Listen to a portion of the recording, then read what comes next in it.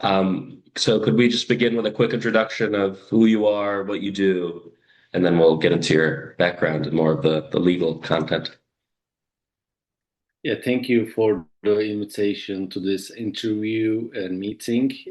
I'm so honored to be involved in this project, and I'm happy to contribute. My name is Atilla Kasap. I'm a legal scholar and lawyer. Mhm. Uh, I got my legal education LLB degree in Turkey. Then I Mhm. got my master degree from Queen Mary University of London in England, and uh, and also hold SJD from Wake Forest University in the United States. So you've gone to school in three countries then. What sort of drew you to study law in Turkey first, and then drew you to study law abroad as well in two different settings, that is? My experience to studying law uh, stems from my desire to be to be better than other people. And the other reason is the flexibility of law that provides to the practitioners, legal practitioners. You can be a judge, lawyer, or legal scholar. So there's diversity of occupations that you can pursue in the future was another motivation for me. Okay. So that was sort of your introduction to the law as a both a pragmatic and sort of moral pursuit. So why study abroad? Why not, centralize yourself in Turkey, go all out in that regard? Why pick London and then the US? I think I always felt something was missing in Mhm. legal education in Turkey. Um, for example, we were, let's say, 400 students, in our class, and Mhm. there were not so much personal connections with scholars, or Mhm. there were not so much clinics that we can, Mhm. feel being lawyer or being judge. There were not so much available moot court competitions. Mhm. Uh, and I think at the third year at law school, I decided that I should go to abroad and pursue master Mhm. degree.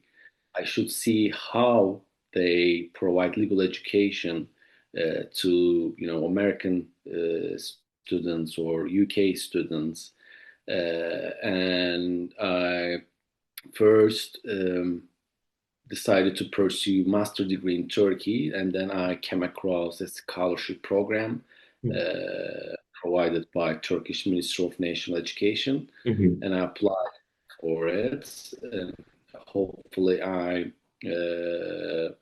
won the scholarship. But at that time, I was pursuing my military service. Mhm. In the middle of it, I had to take language exams, and I was applying for master programs in the UK because the program was not allowing me to come to the United States first. Then I decided to go to UK, and my initial route reason to come to abroad was because I felt that something was missing in Turkey. Mhm. So in your transition from a Turkish, educational background to these new settings, did you find what you were missing was in fact there? Was that the correct path? And were there any other aspects of the transition that you want to highlight? Yeah, I mean, I think at the end of the first year, especially in the UK, I really felt that I improved my language skills. I improved my legal analysis skills. I was too happy to see that I'm building something. I'm writing an essay. I'm perfecting it, and I felt really good because we couldn't do this in Turkey. Even in my legal practice, it was it was too narrow. You had to write this petition like this version. I didn't have any flexibility, and in my LLM education, they were not giving us lectures. They were more like discussions. So we were, let's say, given the materials before the class starts so that we can prepare the class. And we were participating in the discussion, which is practice that I'm adopting in my legal teaching right now. And I felt satisfied at the end of my master degree. And in the US, I observed or witnessed especially my listening skills are improving because of the cold call or Socratic methods. This was kind of much more advanced compared to the UK. In the US, the professor was calling as students, and they were arguing the case interactive, one to one. So this was more like that you had to prepare and you had to answer and analyze the case in question. And did you find that sort of transition challenging, from a big lecture hall to the small discussion class? Did you find it to be a particularly, seamless experience of that transition, or did it take some time to get used to? Yeah, really, it took time, especially in my master. I was remembering that how I will do this, because we were not given that kind of education Mhm. before, especially common law traditions and civil law traditions are completely different, Mhm. uh, and their approach to law is more like making an argument, making a useful argument, so Mhm. that you can convince the judge or the jury, and it was not like written procedure like us in Mhm. civil law based systems. So they were expecting from us to, let's say, write a good essay or bring good arguments in the exam. And there were challenges related to, say, legal English, because my English was not bad, but my legal English was not that good. Mhm. I had to improve my that part, but also legal analysis part. I think I also found challenging. Transitioning from just learning law and code and apply it to problem, Mhm. but more like bringing original argument to the case and Mhm. to the problem. You know. Right. Yeah. So in that sort of evolution into a new, writing system at large, did you find that your style changed as well? There's the pragmatics of writing, but was there, I wrote in this sort of voice in Turkish versus I write now in this sort of different voice in English. Was there a voice change as well? Uh, the good thing about my education is I learned writing in law in Mhm. English rather than Okay. Turkish. So Mhm. this gave me uh, let's say the skill to think like a common law scholar rather than Mhm. civil law scholar. And in terms of my style, I still observe that I'm different than other Turkish scholars. The way Mhm. I approached research questions, I think like, let's say, writing an article based on a research problem, but here in Turkey, they think like a subject. Okay, Mhm. pledge Turkish law, securities in Turkish law, person in Turkish law. But I think more like how should this entity be given a legal personhood? Mhm. I think this research question But in Turkish system, they think like a research topic, subject. Right. Uh, I'm more like based on the common law. So because of the legal education, that improve my skills in that way. Okay. So, you said you were different from other Turkish scholars. What I would want to ask is sort of in the specifics of it. If you're an archaeologist 2,000 years from now and you're looking at your sort of writing, what specific areas would you find that, you could identify, okay, that there's this sort of Turkish influence here, like an early education in Turkish versus maybe, there was the study in, for example, maybe the UK or the US. Where in your writing do you think that would most come across? Uh, if you look at my first works, I will say the U.S. influence. Mhm. That was the reason that drew me or forced me to go to the U.S. Because Mhm. in my master's education, they were arguing about U.S. cases. They were teaching the U.S. law. Mhm. Of course, they said, okay, the EU law is here, but especially I was impressed by U.S. law. The how judges write their opinions. It was so systematic. It was so beautifully written. And my first scholarly works reflect the US style. But in the last couple of years, I tend to converge. I want to, let's say, set distance with the US style because the US journals accept long articles, but people do not tend to read long articles anymore, and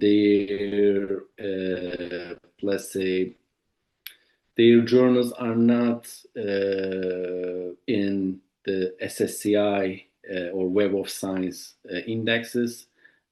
So this is not, as an international scholar, I have to impress each of the jurisdictions because of my legal writing, but also the journals that I'm publishing in. So then the last couple of years, I'm more reflecting the UK or EU style, European style journals. But generally, I will say I'm thinking like the US legal writing. So, you sort of spoke about not just the pragmatic skills of or the hard skills of doing the sort of writing or the communication, but also sort of understanding your audience. And I do want to come to that at large of understanding who you're speaking to, how you're speaking. Do you find that sort of American or British legal professionals build their relationships or their, academic voices or these sort of relationships at large differently than Turkish scholars or professionals or lawyers, etc., and how? Yeah, I think amongst them, the Turkish academic style still needs a long way to go Mhm. compared to British and American. And in the UK, what I experienced is uh, to be able to attract grants, to be able to apply for grants and get this grants for your academic promotion. So Mhm. this leads you to do research on really emerging and topical issues. Mhm. Uh, for example, in my area, in law and technology, is about AI, quantum computing, etc. But in Turkey, it's more like about getting promotion to associate professorship. So I have Mhm. to write different areas Mhm. of law, uh, whatever your expertise is, constitution, law and technology, etc. Mhm. But in the US and UK, it's about getting grants, publishing your work in reputable journals, Mm. and interacting with as much as possible stakeholders. The impact your research has. It's not about stuck in a room and writing books or articles. So they don't accept that kind of academic style anymore. Mhm. They expect you to produce quality of work, and they expect you to have an impact. For Right. example, you need to share with journalists so that they can cite and inform the public. And in the US, there are a lot of opportunities in terms of, let's say, writing a restatement.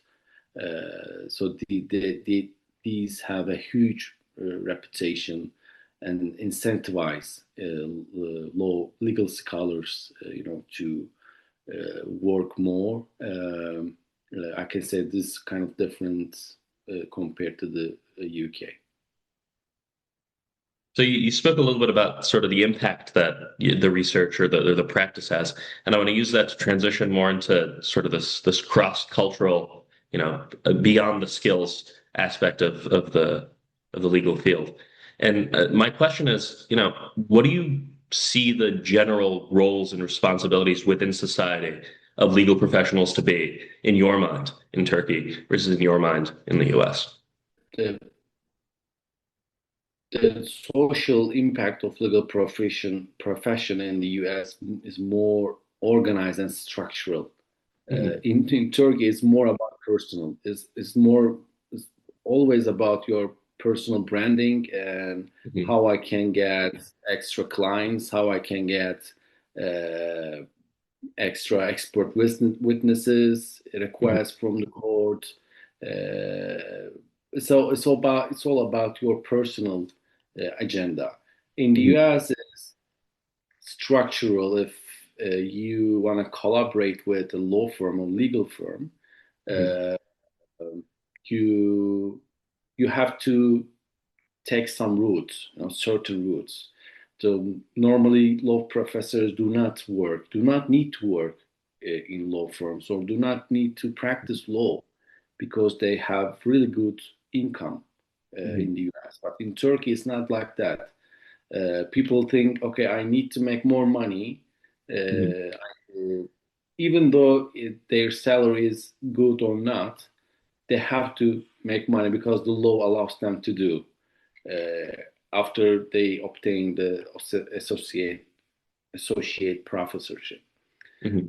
So what happens is so the quality of their legal law teaching decreases because they are focusing on other people's legal requests because it takes a lot of time. But legal teaching, legal scholarship is not that kind of uh, thing to do. That okay, I know this subject and I can teach for years. You have to improve. You have to read the new cases. You have to look at the new teaching styles. You have to use new technologies to interact with the class. But in the US, is structural. You have to focus on your teaching. This is your job.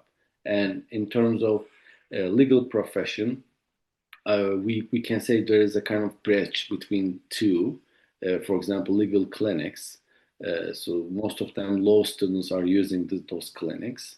Uh, but also there are some collaboration between law firms and law schools. Law firms are coming to law schools and they are advertising their firms, attracting the best students from 1L students.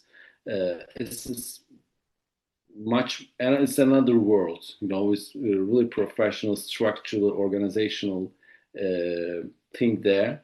But in Turkey, is everything is about persons and your personal branding. So I want to circle back to something you said at the start as well, in terms of when you were getting into the law itself. It's a lucrative field. You mentioned that, and you mentioned, I want to be better than the competition, which drove you into the law. Um, did you find this sort of personal, individually focused expectation of the law to be challenged when you went to the UK or came to the US in terms of, the more collaborative or the more impact or systematic focus of these different systems? Did they challenge your sort of expectation of the field, what you wanted to get out of it, what you wanted to put into it? Yeah, I found this, especially in the US. I mean, I cannot compete with American law students Hmm. uh, because the system that system is designed for them. But what I did is I tried to compete with them as much as possible. And in some cases, I felt that I did this. For example, one of our law professors was asking free lunch questions. It's Hmm. not about lunch. We know this, right? Just get, $2 or $3 Yeah. sandwiches. It's not about this. It's about prestige. It's about that. Okay, I got this question right in front of other American students. Hmm. Uh, I got one, Hmm. and I thought that okay, I competed with them and did this. And also the in other classes, after I started speaking in English, in legal English, frequently I answered the professor's questions right, and especially in my SJD education, I I felt that I achieved something personally, not big thing, for the law world, but personally, I felt that I'm satisfied, with my improvement. Yeah. And in that sort of competition, of course, the American students will be more versed in the sort of that cultural sphere, that legal sphere, just on the basis of where they come from. But did you find your sort of bicultural perspective, maybe even tricultural perspective, to give you an advantage at any points?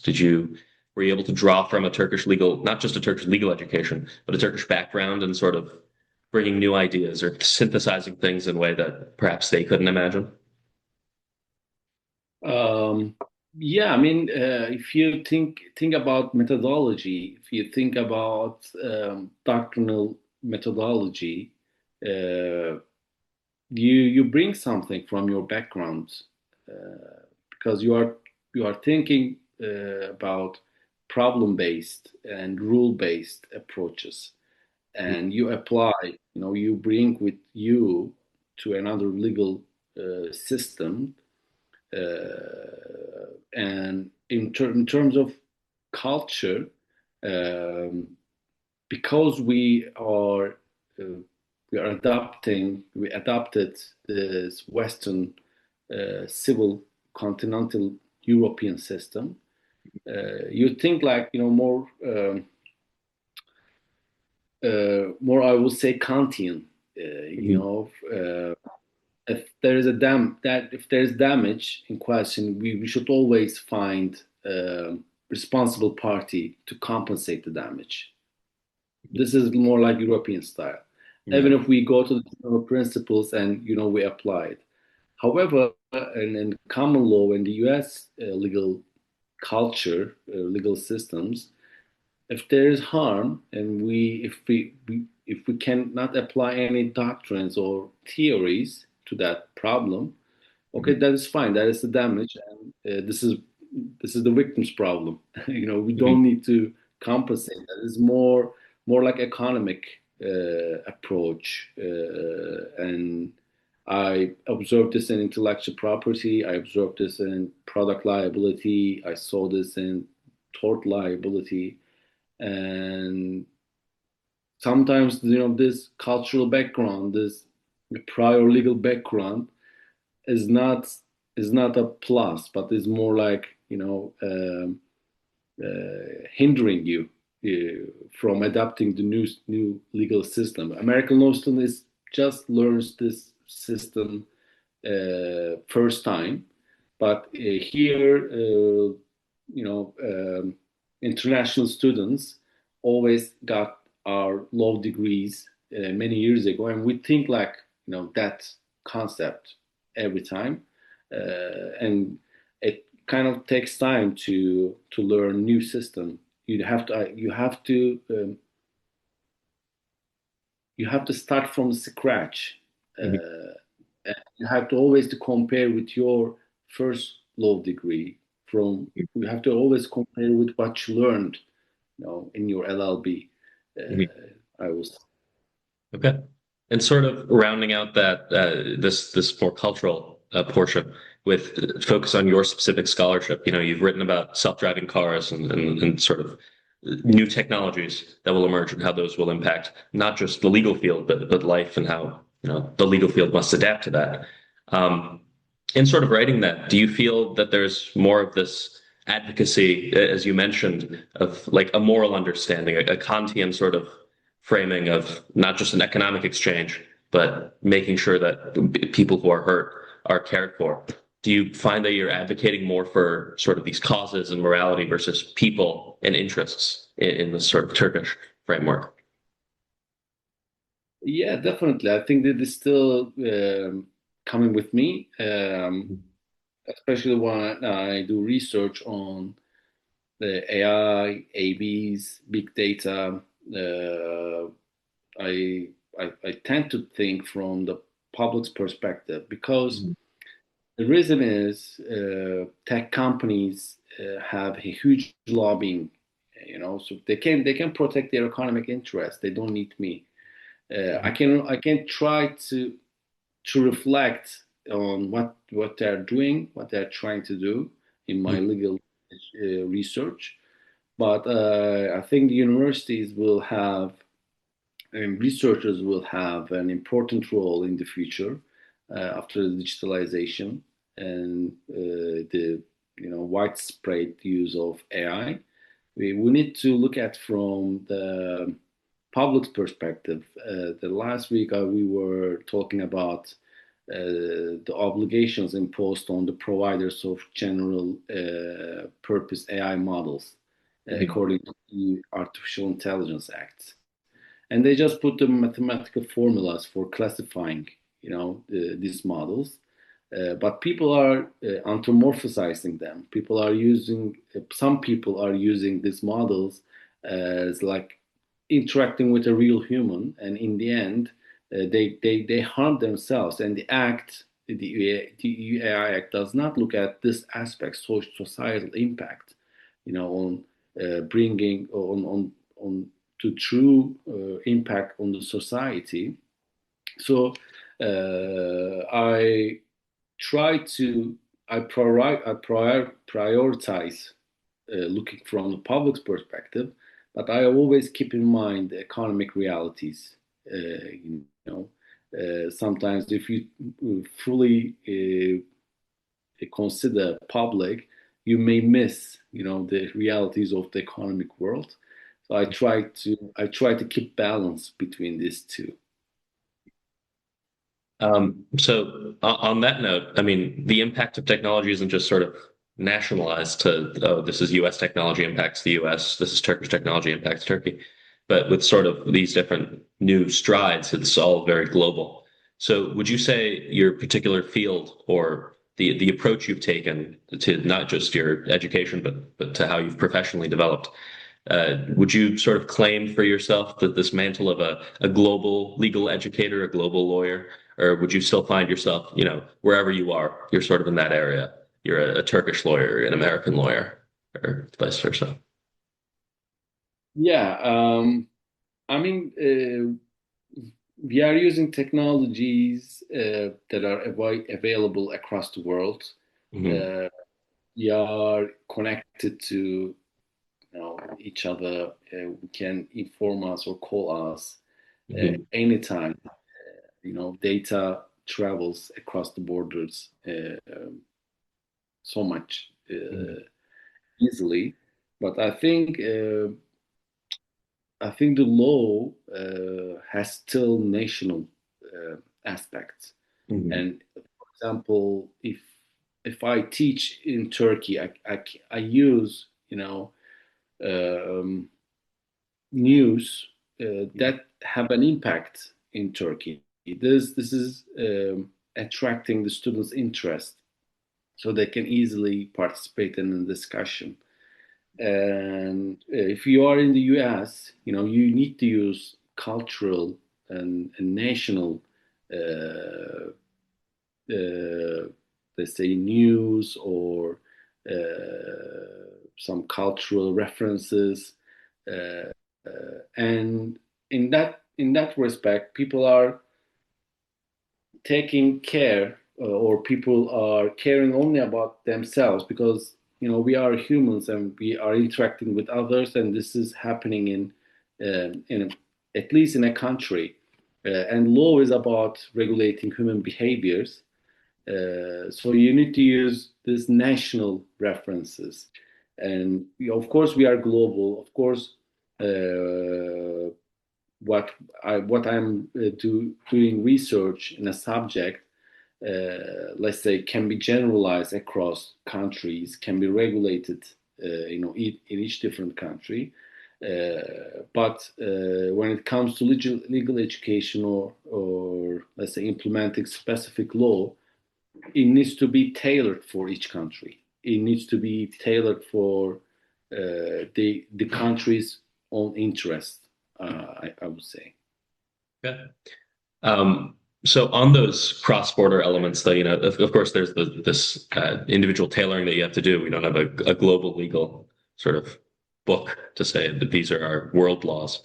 Maybe we do, but what sort of changes would you like to see in that sort of cross-cultural, cross-border, cross-lines approach of this is the current transition. For example, in your more technology focused field, there's this scholarship in the US versus there's this lack of scholarship, lack of communication in Turkey. Do you think that the communication of scholarship crosses borders well? Do you think the communication of understanding, not just of the sort of hard studies, but the ideas transitions well? Do you think the values transition well of advocacy, hierarchy, respect, these sorts of different things? What areas are sort of stronger? What areas are weaker in your experience?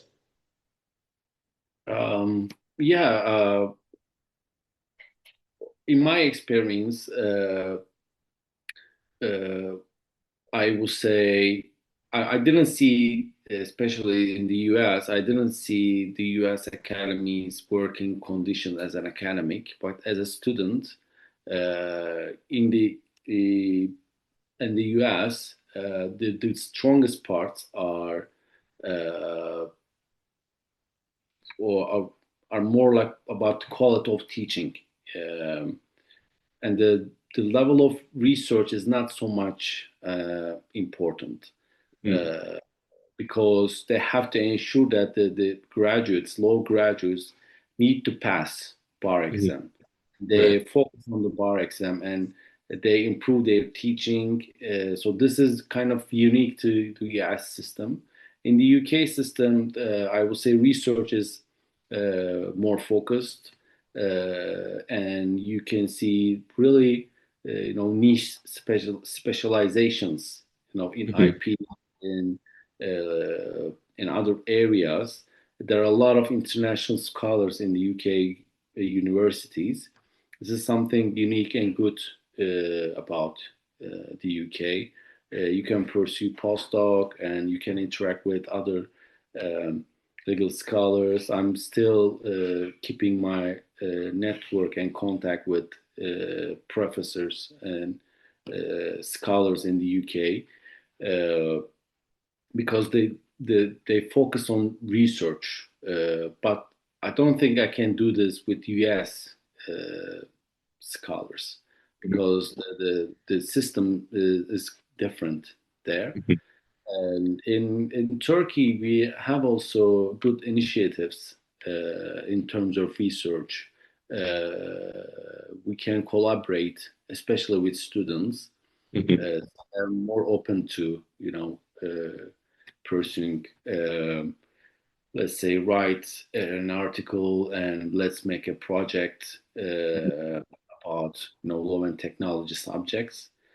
And in addition to these three jurisdictions, I will hopefully have a chance to observe somewhat Japan's legal system, and will try to absorb how they look at the law, Mhm. uh, especially their intellectual uh, property system.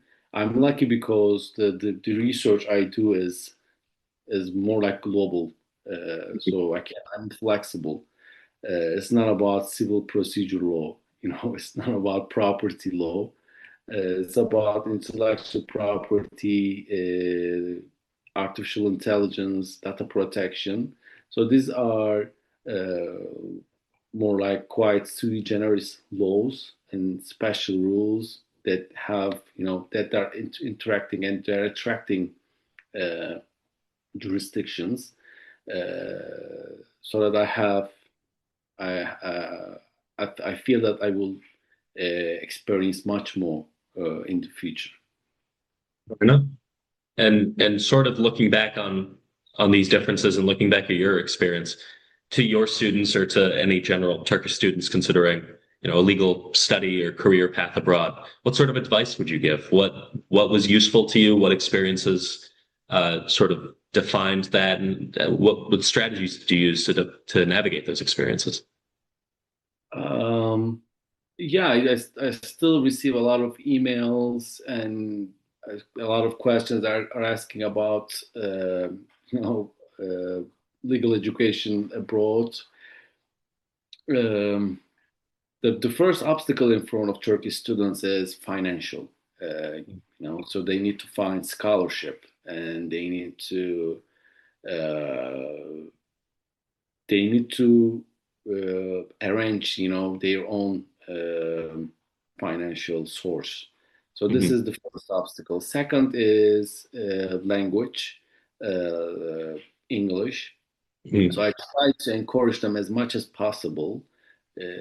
Try learn English, and you are lucky because you have YouTube, you have Spotify podcast, and you don't have to be, in the UK or in the US to learn English.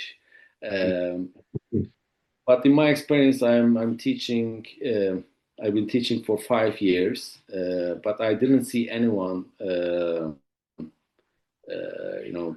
Going to the UK for degree. Of course, we sent through a program called Erasmus. So this is more like, at least 2 or 3 months exchange program, or 1 year exchange program in their LLB education. But it is not helpful, if you ask me. If you wouldn't mind my asking, why do you think that is? Was it the two challenges that you mentioned, the financial and the language, or do you think there's something else that prevented them from sort of pursuing this path rather than just sort of planting themselves in Turkey and sort of pursuing a career that way? I think they're thinking locally, not internationally, and a few people, I think, has this vision, and they are scared. How can I leave my family behind, etc.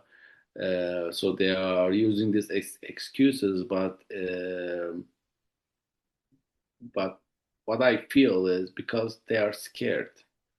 They don't want to leave their comfort zone. They Hmm. just want to stay in here and say, okay, I will take the Turkish bar exam. They introduce a new occupational exam here. I will take this and pass this. And also, I will try to judge exam. So these excuses are pretty much the same, but overall, um, my gut says that they are scared.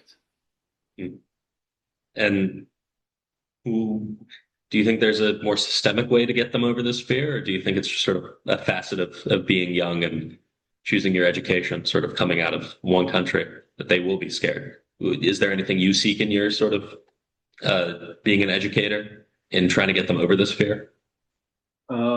Yeah, thing is it's about the institution. For example, Istanbul Law Faculty has a program with Hamburg University in Germany, if I don't remember. right? One of the German universities. Hmm. So the students applying for this program, are guaranteed that they will get a good education, good language education, and then good legal education Hmm. there. So this is structural and organizational. If we don't do this, if we say that okay, you should do this personally to Turkish students and think about society, things collectively, having arguments about football, having arguments about politics. So they cannot think personally, individually. For example, Hmm. in the US, you are on your own. You can pursue your own personal agenda. You are free. But in Turkey, it's about collectivist society. Hmm. And if we say that, okay, the university guarantees that, the state university or private university guarantees that, I think they can leave their fears behind and can, go to abroad. Okay. And sort of as we reflect on everything we've spoken about and with respect to your time as well, um, are there any particular, experiences or stories that you would like to share? Something that you think, very much defined your experience, very much defined your journey that you think should be included in this sort of discussion? Um, yeah, I will say I'm a bit of lucky because I started doing research on AI for many years ago. Hmm. Uh, and I try to force myself to write something on to write something that has not been so much developed, Hmm. so that I had to improve myself. I had to bring new things that no one has thought of, and I think this opened some gates for me. Because of this, I I found a postdoc position in the UK. Because of this, one of my networks recommended me another program in Japan. Uh, but in the and the but the real reason is I try to improve myself. I try to find new things. I showed this to new people, uh, and people realize this, and so this open new uh, uh, opportunities for me. And I will say in my general experience, in my general background, uh, learning new things and being useful, to other people uh, were two key elements, in my career, I would say. Well, thank you so much for your insights and for sharing your stories. I really do appreciate it. Um, if you don't have anything to add, I'm going to conclude the interview here. But thank you so much again. Yes, thank you very much for inviting us to this project interview. I'm glad to be a data. I hope that my input will be valuable for your project, and I'm looking forward to the result and reading it. Thank you so much.